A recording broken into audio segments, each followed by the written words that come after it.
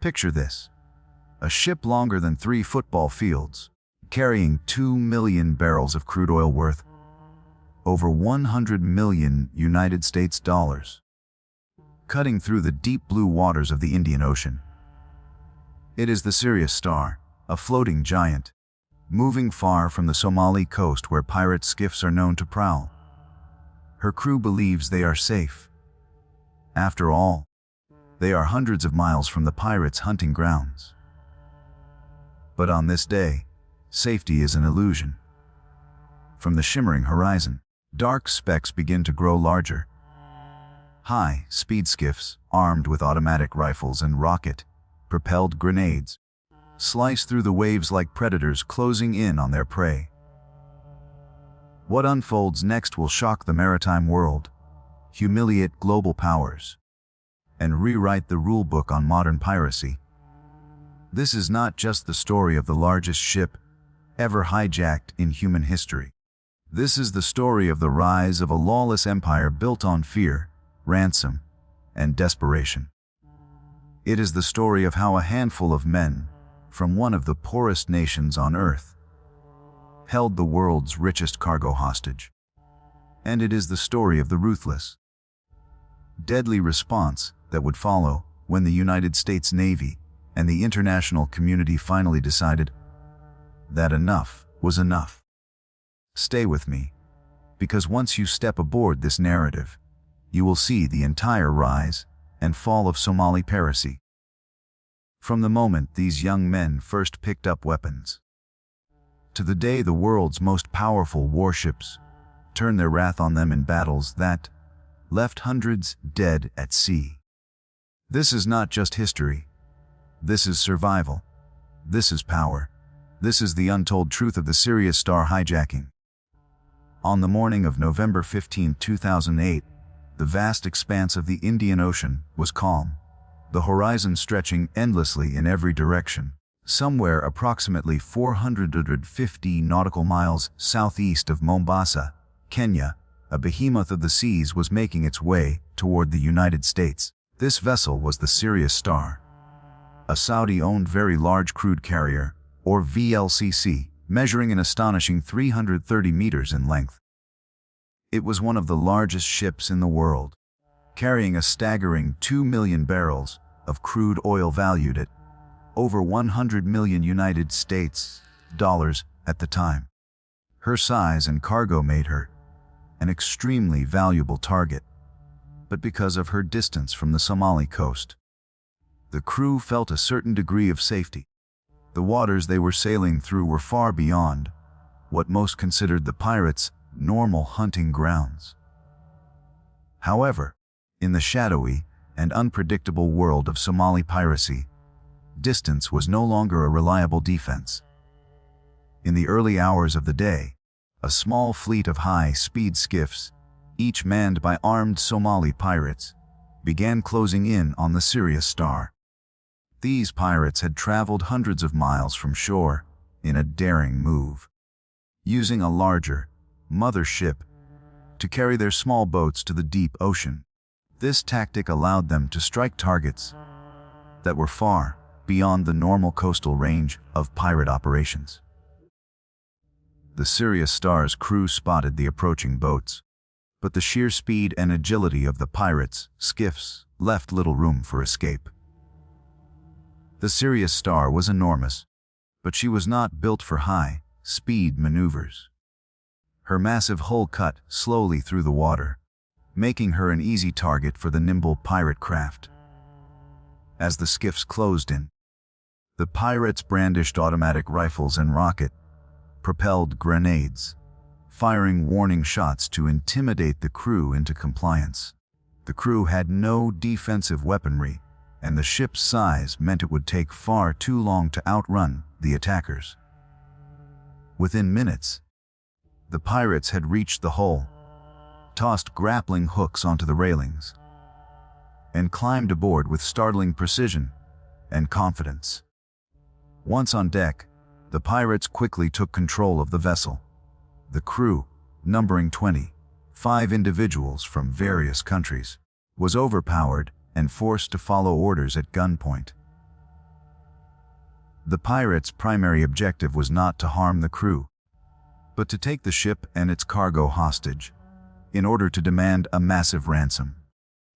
The Sirius Star was directed to sail toward the Somali coast, where it would anchor near the pirate stronghold of Haradir. News of the hijacking spread quickly across the globe. It was unprecedented for pirates to seize such a massive vessel so far from Somali waters. Analysts and maritime experts were stunned by the audacity of the operation. The Sirius Star was not just another hijacked ship. It was the largest vessel ever seized by pirates in recorded history. The scale of the event instantly elevated Somali piracy from a regional menace to an international crisis. The pirates initially demanded a ransom of $25 million United States dollars. Negotiations began almost immediately, conducted through intermediaries, as the ship's owners and insurers sought a way to resolve the situation without bloodshed. The crew endured weeks of uncertainty, living under the constant threat of violence, while the pirates maintained their control over the massive tanker. What made the Sirius Star hijacking particularly alarming was not only the value of the ship and its cargo, but also the strategic implications. If pirates could strike this far from shore and capture a vessel of such size, then no commercial ship could be considered safe anywhere in the Indian Ocean. It revealed the extent to which Somali piracy had evolved in tactics and ambition, and it sent shockwaves through the global shipping industry. When the pirates seized full control of the Sirius Star, the crew members were forced to confront the terrifying reality that their lives were now in the hands of heavily armed strangers. The pirates, most of whom were young men, carried AK-47 rifles and rocket-propelled grenades slung over their shoulders. Moving through the corridors and decks of the massive vessel with an air of dominance, they made it clear from the beginning that any disobedience or resistance would be met with violence. The crew's movements were restricted, and they were kept under constant watch, with armed guards posted at key points on the ship. The conditions aboard the tanker quickly became tense and unpredictable.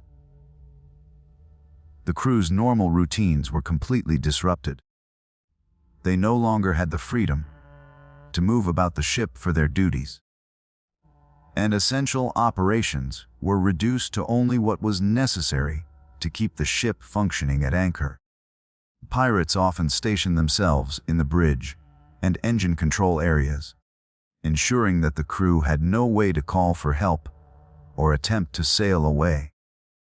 The communications equipment was monitored and in some cases dismantled to prevent the sending of distress signals. Life during captivity was marked by a strange mix of monotony and constant fear. Days seemed to blend together, and the crew spent much of their time confined to specific areas of the ship, guarded closely by their captors. Some pirates attempted to converse with the crew, speaking in broken English or using translators among themselves, while others maintained a silent and hostile presence. The atmosphere was one of control, intimidation, and watchfulness. Crew members avoided unnecessary eye contact with the pirates, understanding that even a perceived slight could provoke aggression.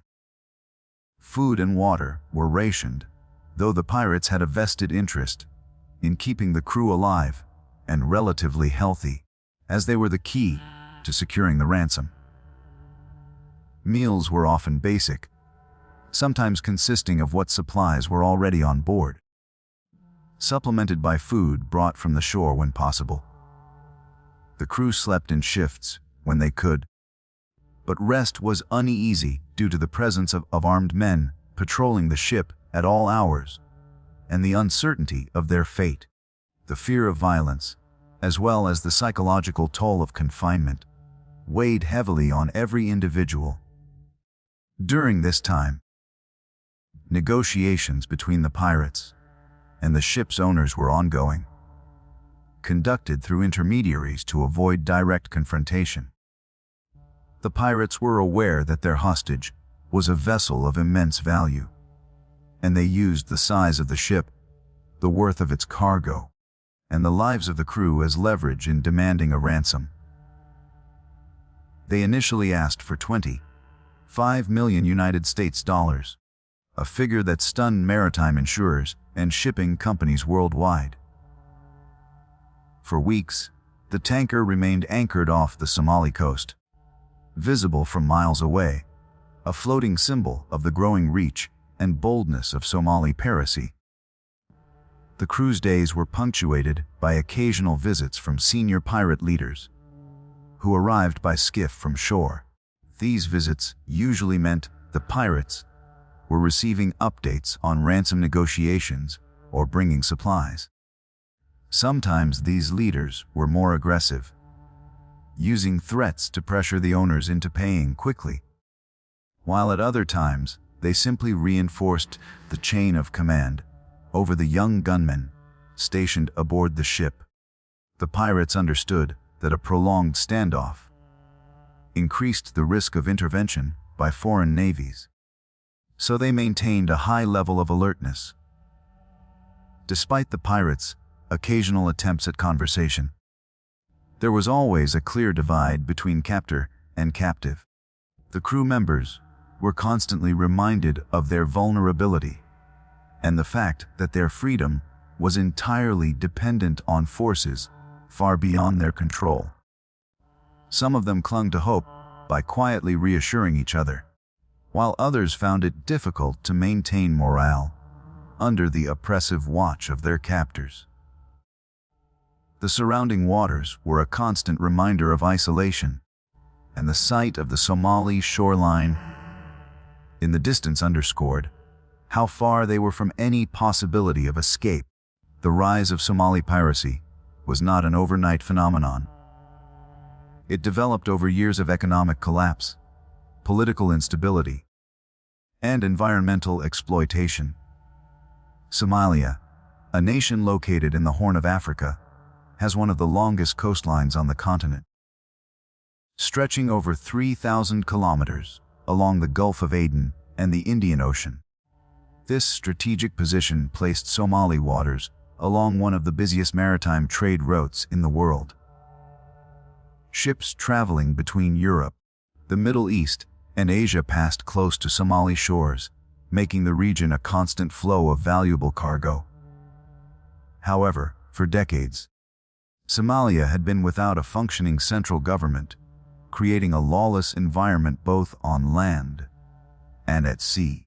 The roots of piracy can be traced back to the early 1990s, after the collapse of Somalia's government in 1991. Without a national authority to police its waters, foreign fishing vessels began exploiting Somali seas, depleting fish stocks and often using destructive fishing methods.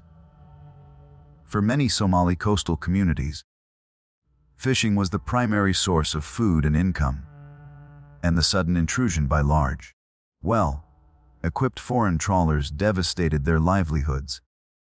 Local fishermen began organizing themselves to confront these illegal fishing operations, initially presenting themselves as protectors of Somali waters. They claimed they were defending their resources from theft and environmental destruction. These early groups, however, quickly realized that intercepting and demanding payment from foreign vessels could be far more profitable than fishing itself. Over time, what began as a form of self-proclaimed maritime protection evolved into organized criminal enterprises. Pirates started targeting not only fishing vessels, but also commercial cargo ships, tankers, and luxury yachts. Their methods became more sophisticated, involving the use of high-speed skiffs launched from larger mother ships that could operate hundreds of miles offshore.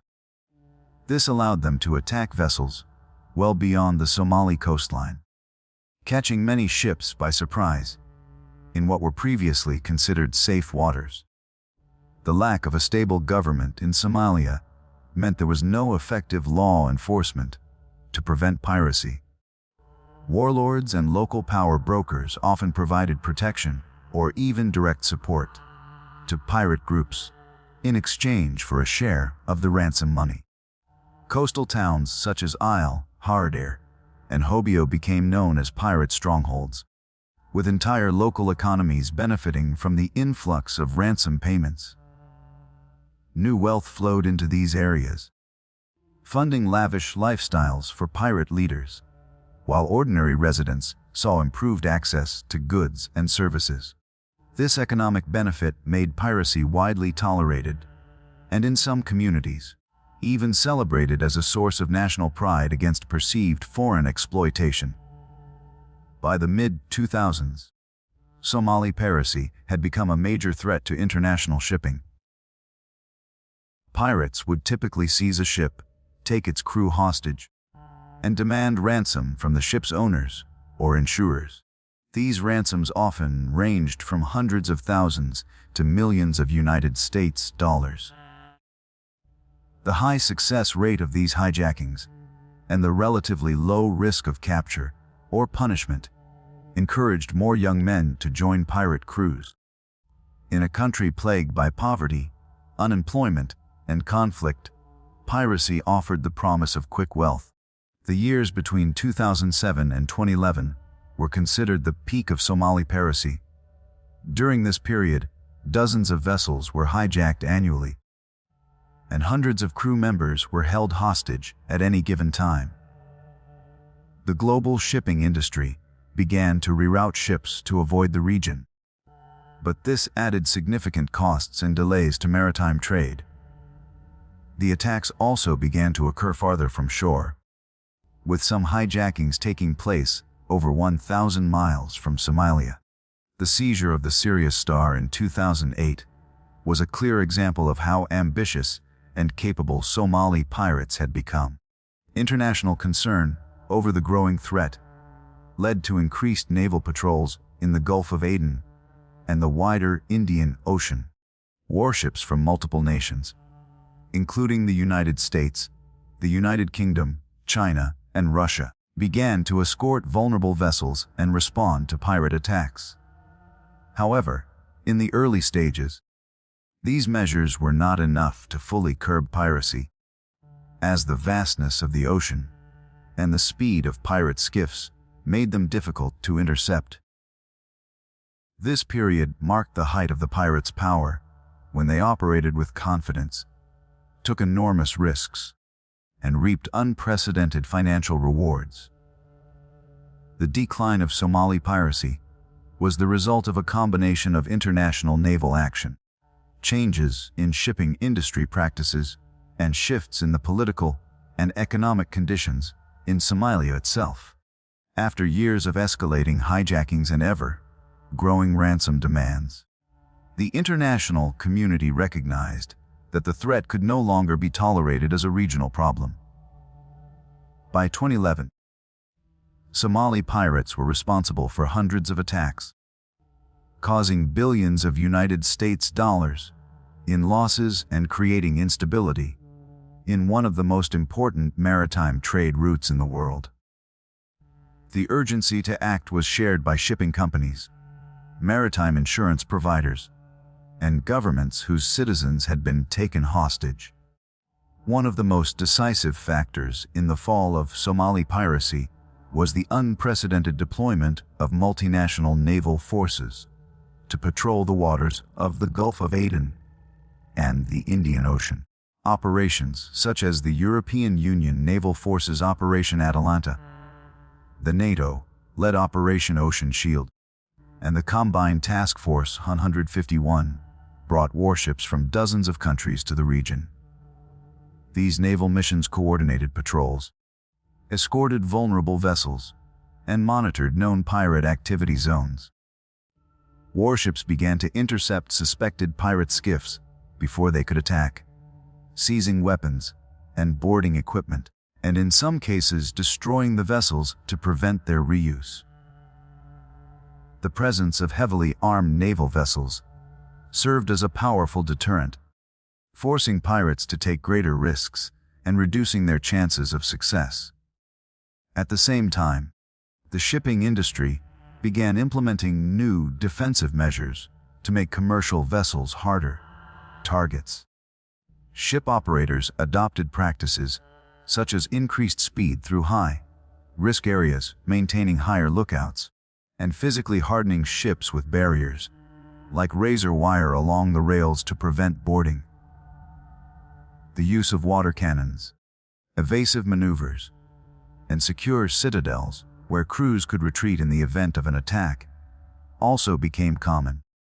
Perhaps the most effective change was the widespread hiring of privately contracted armed security teams aboard vessels.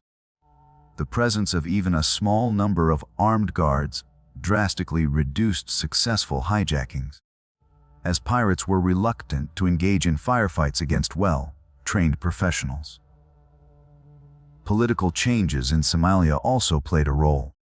While the country remained unstable, efforts to establish more effective governance, particularly in the Puntland and Galmudug regions, began to limit the pirates' ability to operate openly. Local authorities, supported by international funding and training, started arresting pirate leaders and dismantling their shore-based infrastructure. Some of the coastal towns that had once been pirate havens began to see a shift in public opinion as the international pressure increased. The influx of ransom money had initially been welcomed in these communities, but the growing presence of foreign military forces and the risk of violent retaliation made piracy a more dangerous and less sustainable livelihood. Another factor that contributed to the decline was the targeting of pirate mother ships by naval forces. These larger vessels were essential for enabling attacks far offshore, as they carried fuel, supplies, and smaller high-speed skiffs. By eliminating these platforms, naval patrols forced pirates to operate closer to shore, where they were more easily monitored and intercepted.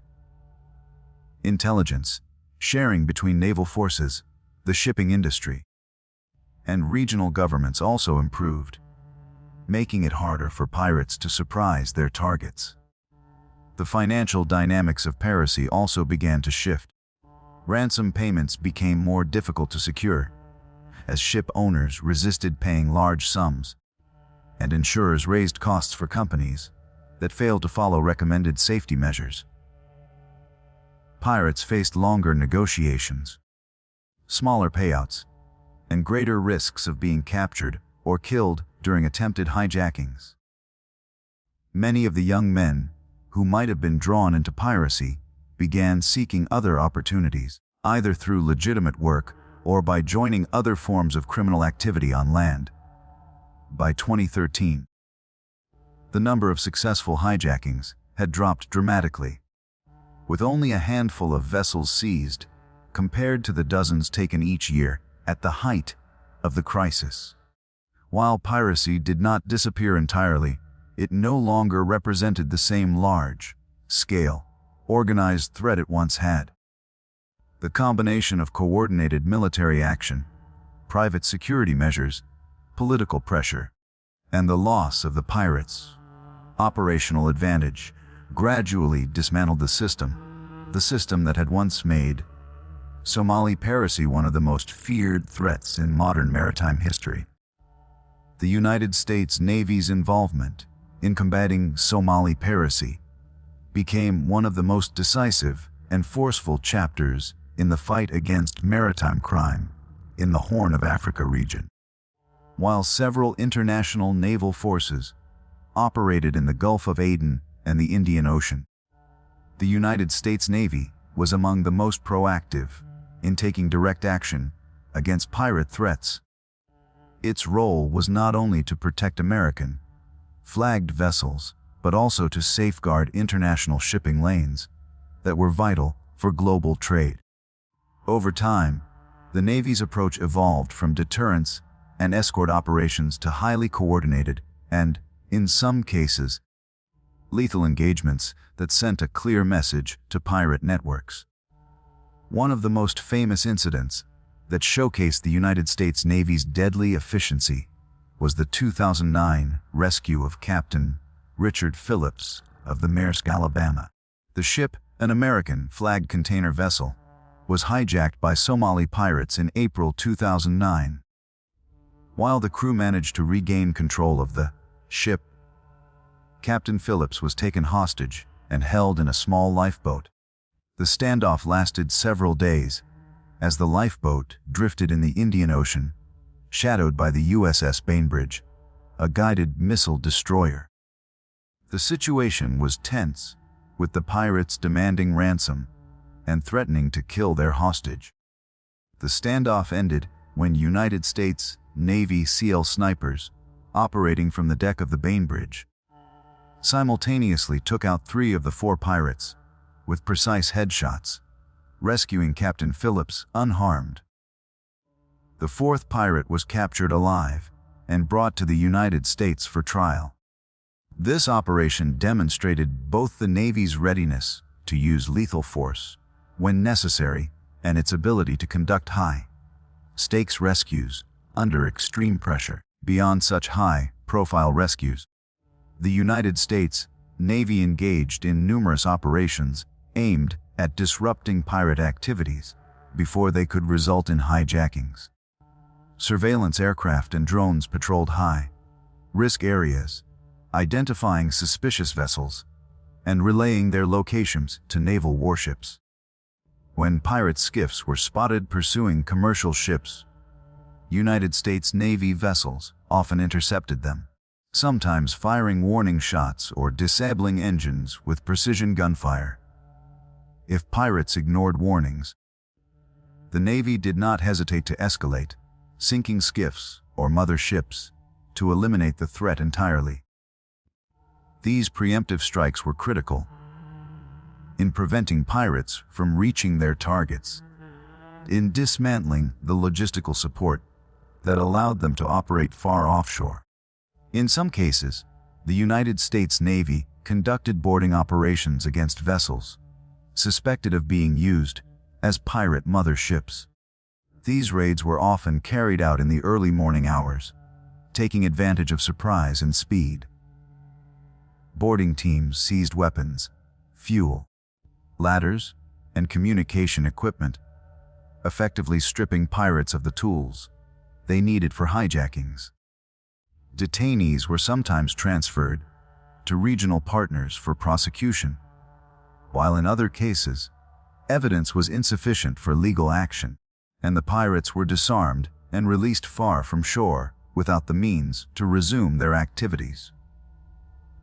This practice, although controversial, denied pirates the immediate ability to strike again. The Navy also participated in joint operations with Allied forces, sharing intelligence and coordinating responses across vast stretches of ocean. These partnerships allowed for faster reaction times and broader coverage of pirate-prone waters. For example, coordinated patrols with European Union and NATO vessels ensured that pirates had fewer safe areas in which to operate. The Navy's willingness to engage in hot pursuit across large distances made it particularly feared among pirate crews, many of whom began avoiding ships escorted by or known to be under the protection of American forces. The deadly aspect of the United States Navy's response extended beyond the Maersk, Alabama rescue. There were multiple engagements where pirate skiffs were destroyed in open combat, sometimes resulting in the deaths of dozens of pirates in a single operation. These encounters typically occurred when pirates ignored orders to surrender, or when they opened fire on naval vessels. The Navy's overwhelming firepower, including heavy machine guns, autocannons, and even helicopter-mounted weapons, left little chance for pirates to prevail in a direct confrontation. The knowledge that a miscalculation could lead to instant destruction became a significant psychological deterrent for would-be attackers. Over time, the sustained presence and aggressive posture of the United States Navy, alongside other international forces, played a crucial role in reducing pirate activity. While some pirates adapted by moving their operations farther into the Indian Ocean, the risk of encountering heavily armed and highly trained naval forces made hijackings far less appealing. The Navy's actions not only protected countless ships and crews, but also helped restore confidence in the safety of one of the world's most important maritime corridors. In the end, the hijacking of the Sirius Star became more than a single shocking crime on the high seas. It was a turning point, a moment that revealed to the world just how far Somali piracy had evolved and how dangerous it had become. For a brief period, it seemed as though the pirates were untouchable, capable of striking anywhere, even hundreds of miles from their own shores, and holding some of the most valuable vessels on Earth for ransom. The Sirius Star was a symbol of that audacity, and her capture sent fear rippling through the global shipping industry. But that same audacity would also bring about the pirates' downfall. The incident intensified international cooperation, brought powerful naval fleets into direct confrontation with pirate crews, and inspired the shipping industry to fortify itself like never before. The rise of Somali piracy, once fueled by desperation and the lure of easy wealth, was met with overwhelming force, advanced intelligence, and unrelenting pressure both at sea and on land. The Sirius Star was eventually freed, her crew rescued, and her cargo delivered, but the impact of her capture lingered. It reshaped maritime security policies, hardened shipping routes, and served as a stark warning that the oceans, vast as they are never beyond the reach of human greed or human courage. The fall of Somali piracy did not erase the scars left by years of hostage takings and fear, but it did prove that even the most brazen criminal enterprises can be brought to an end when the world decides to act with unity, precision, and resolve.